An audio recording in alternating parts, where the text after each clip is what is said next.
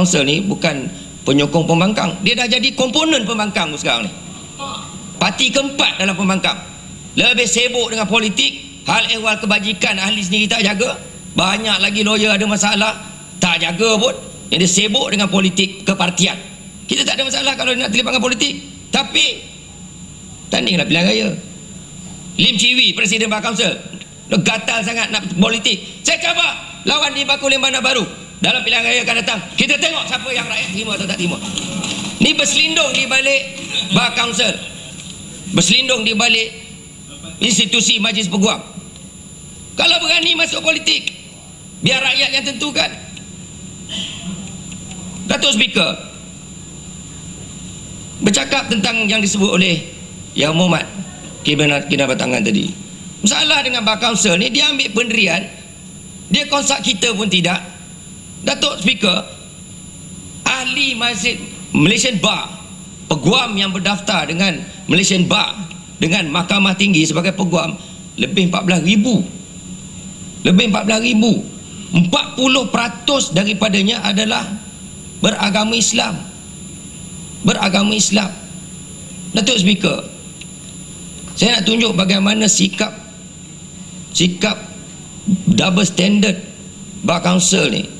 Kita tengok dalam contoh isu kes murtad Azlina Jailani, Lina Joy. Saya masa tu ahli Exco Bar Council. Saya ahli Exco Bar Council. Sebagai peguam, saya mewakili badan NGO Islam dalam kes Azlina Jailani murtad, Lina Joy. Tak ada mesyuarat, tak ada perbincangan. Saya pergi, saya sebut saya sebagai peguam. Saya tak sebut saya Exco Majlis Peguam. Saya sebut saya adalah peguam yang berdaftar, lawyer, represent klien saya, Angkatan Belia Islam Malaysia masa tu. Kita pertikaikan murtad Lina Joy. Tahu-tahu bangun Malik Imtiaz dan kawan-kawan dia bangun kata kami mewakili Malaysian Bar, kami mewakili Bar Council menyokong murtad Lina Joy.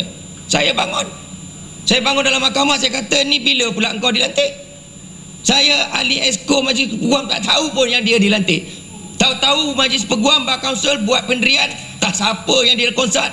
Bila dia mesyuarat kita tak tahu. Buat keputusan menyokong Lina Joy untuk murtad. Ia memberi kesan kepada 40%, lebih 6,000 peguam beragama Islam diletakkan dalam keadaan serba salah. Kita tak ada pilihan. Itu balik kepada Kinabatangan tadi. Kami peguam tak ada pilihan. Is mandatory membership. Kami kena jadi member dia. Kalau ada pilihan, dah lama kita tinggalkan Malaysian Bar ni. Tapi tak ada pilihan. Is make mandatory by the law. Dijadikan, Datuk Speaker sendiri tahu sebagai peguam, dijadikan mandatory kerana undang-undang memaksa kami. Ni nak cakap pasal demokrasi. Lawyer tak ada pilihan. Kita kena terima. Walaupun kita tahu ni busuk, badannya busuk, penuh dengan pekung, tapi kita dah tak boleh buat apa. Kerana undang-undang memaksa semua peguam mesti jadi ahli Malaysian Bar. Saya kira sudah tiba masa, kalau kita beria-ria nak bercakap pasal demokrasi, hak memilih. Kalau kita betul-betul ada hak memilih, beri peguam hak memilih untuk menjadi ahli mana-mana badan guaman. Sepatutnya itu. Datuk Speaker, seperti yang saya sebut tadi dalam kes Lina Joy, bila Bar Council yang pada masa itu telah di-hijack oleh golongan human right activist ni buat keputusan tanpa consultation, tanpa mesyuarat, menyatakan mereka sokong Lina Joy menjadi murtad, bawa pergi mahkamah, hantar pula peguam wakil. Ia meletakkan kami lawyer yang beragama Islam serba salah. Orang kata, apa engkau ni lawyer, engkau punya majlis sokong orang murtad. Ni apa cerita ni? Jadi kita diletakkan dalam keadaan serba salah. Inilah masalahnya dengan Bar Council. Memberi persepsi seolah-olah bila hal berkaitan dengan Islam, dia akan ke depan, dia akan tanya kita dulu. Contoh Datuk Speaker, seperti yang saya sebut tadi dalam isu Damansara Utama Methodist Church. Isu tu terang-terang melanggar undang-undang, terang-terang melanggar perlembagaan. Tapi Bar Council tidak ambil sikap menegur Damansara Utama Methodist Church. Kamu Damansara Utama Methodist Church, kamu melanggar undang-undang ni. Artikel 11(4) Jelas. Kamu tidak boleh dakwah kamu kepada orang Islam. Enakmen jenayah syariah. Section 298A Kanun Keseksaan. Kamu tak boleh dakwah agama kamu. Kamu buat, tegur. Ada resolusi daripada Bar Kansel? Tak ada. Dia pergi pertahan pula Damansara Utama Methodist Church. Dia pergi maki Jabatan Agama Islam Selangor. Dia menjalankan tugas ikut undang-undang. Sama macam kes Lina Joy. Dalam kes Lina Joy, terang-terang gereja Church of Our Lady Fatimah Brickfield terang-terang langgar undang-undang, keluarkan sijil baptism, memurtadkan Lina Joy, jelas bercanggah dengan artikel 94, jelas bercanggah dengan enakmen jenayah syariah, jelas bercanggah dengan 298A Kanun Keseksaan.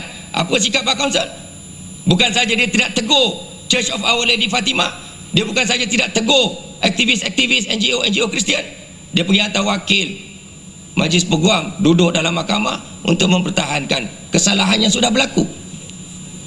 Inilah Datuk Speaker, sama macam bila Bar Kansel mengambil pendirian untuk menyokong dan mempelopori IFC, Suruhanjaya Antara Agama, yang ditentang habis-habisan oleh umat Islam. Ketua Pemuda PAS Pulau Pinang sampai kena hukum oleh mahkamah kerana membantah IFC, Suruhanjaya Antara Agama, yang cuba dipelopori oleh Bar Kansel yang diketuai oleh Ambiga. Sama dengan isu Forum Masuk Islam.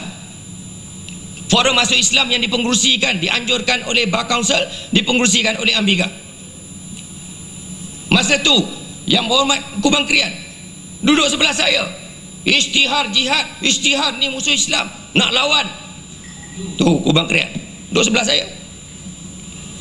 Sama-sama. Mana pergi? Tak ada. Saya tak mau cakap pasal mereka ni, tapi Bar Kansel. Saya nak tunjukkan sikap Bar Kansel selama ni jelas bias, double standard, partisan. Yang ini yang kita persoalkan. Sebab tu saya katakan tadi, Bar Kansel ni bukan lagi penyokong tali barut pembangkang. Dia dah jadi komponen keempat kepada pembangkang. Dah jadi parti pembangkang dah pun. Tinggal nak bubar je Dewan Majlis Peguam, masuklah pilihan raya. Datuk Speaker, ini bawa saya kepada isu yang disebut banyak oleh rakan-rakan saya, termasuk oleh Teluk Intan, Subang dan lain-lain. Isu berkaitan dengan rusuhan 28 April. Kenapa Bar Kansel mengambil peranan yang dia buat sekarang? Saya sebut tadi, objektif utama Majlis Peguam ialah untuk uphold the cause of justice without regard to its own interest or that of its members, uninfluenced by fear or favour. Datuk Speaker, senario dia mudah. Kalau betul kata kata Teluk Intan dengan Subang tadi, respect the court, respect the law, kepala otak dia. Datuk Speaker, Mahkamah Magistrate Kuala Lumpur setelah perbicaraan mengeluarkan perintah melarang perhimpunan di kawasan-kawasan tertentu dalam Kuala Lumpur. Now, as a lawyer, what do you do? Apa Bar Kansel buat? Sepatutnya dia nasihatkan Amiga, what you are doing is wrong. What you are doing is against the law. What you are doing is against the court order. Itu patut Bar Kansel buat. Itu yang disebut oleh Section 42 Akta Profession Guaman. Tak, dia tak buat tu. Terang-terang Amiga langgar perintah mahkamah.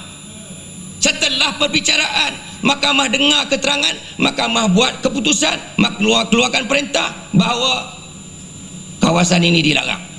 Tidak boleh ada perhimpunan di sini. Dia langgar. Maknanya sebelum Bar Kansel turun sebagai pemerhati pun, dia dah tahu mereka tu melanggar undang-undang. Peranan Bar Kansel patut nasihatkan rakyat, educate, didik rakyat, hormati mahkamah, hormati keputusan mahkamah. You tak setuju, you go to court. Kalau you tak setuju dengan perintah mahkamah tu, you ambil tindakan undang-undang. Kalau Bar Kansel gatal sangat nak pergi lawat, tak apa. Bar Kansel pergi file petition dekat mahkamah, cabar keputusan magistrate tu. Tunggu sampai mahkamah buat keputusan. Tak. Knowing very well, with full knowledge that the act on the 28th of April is against the law, against the court order, yet Bar Kansel choose to remain silent. Dia jadi setan bisu, tak cakap apa-apa. Tahu-tahu dia pergi hantar wakil buat pemati. Contoh dia macam ni, you dah tahu orang tu nak mencuri, you pergi hantar pemati, kita tengok kita macam mana dia curi. Lepas tu bila ada berlaku pencuri itu kena pukul, you buat laporan, tidak adil, polis telah dipukul, pencuri itu telah dipukul, yang pencuri itu pergi mencuri. Orang yang buat perhimpunan tu, Ambiga yang buat perhimpunan tu, Ambiga yang mengetuai perhimpunan ni, orang yang telah melanggar undang-undang. What are you trying to tell the people? Apa mesej isyarat you nak bagi pada rakyat? Oh, okey, tak apa, you langgar undang-undang, you langgar perintah mahkamah, kita akan protect. Is that the message that you want to send? Tak betul. Ini bukan peranan bar kaunsil, tapi nak jadi barwa kepada pembangkang, dia sanggup. Yang ini yang kita tak setuju. Patut dia main peranan non-partisan. Ambiga, you are our ex-president, yes, we respect, but you are going against the court order. Please stop. We will go to court. We advise you go to court, challenge the magistrate order. Why can't you do that? Why can't you do that? Tak, nak provoke juga. Sebab tu saya kata, bar kaunsil ni bukan lagi barwa pada pembangkang, dah jadi komponen pembangkang dah pun. Datuk Speaker, sepatutnya kalau bar kaunsil ni betul-betul ikut Seksyen 42 ni, without fear or favor, without any interest, dia akan buat mesyuarat tergempak untuk cela, untuk kutuk Ambiga, bekas presiden dia. Why do you go against the court order? Why do you go against the law? Itu patut dia punya usul. Tak, usul dia pilih nak maki polis, nak kutuk polis. Yang orang langgar undang-undang terang-terang, yang orang betul-betul langgar perintah mahkamah, you keep quiet. Ini nak kata bar kaunsil yang neutral. Ya. Datuk Speaker, kita kena faham, seperti kata negarawan ulung India Mahatma Gandhi, every action will cause a reaction. Tiap tindakan ada tindak balas. You berperangai tanpa tamadun, you berperangai di luar batasan kemanusiaan, you expect people to respect you. Oh, tadi buat kenyataan, kalau tak puas hati pergi mahkamah lah, kalau tak puas hati pergi lawan lah, challenge di court lah. Sekarang mahkamah dah keluarkan perintah, kawasan ni dilarang daripada himpunan, you pergi juga, you dah tunjukkan you pun tak hormat keputusan mahkamah, you suruh orang pergi court. Ni apa punya cakap? Auta tonggang terbalik. Analis sihir seru nama Maharaja, nanti segerombolan hantu bisu yang menjelma. Guna hak berfikir sebelum hak untuk bersuara. Kalau terpelajar sila guna hak Miranda.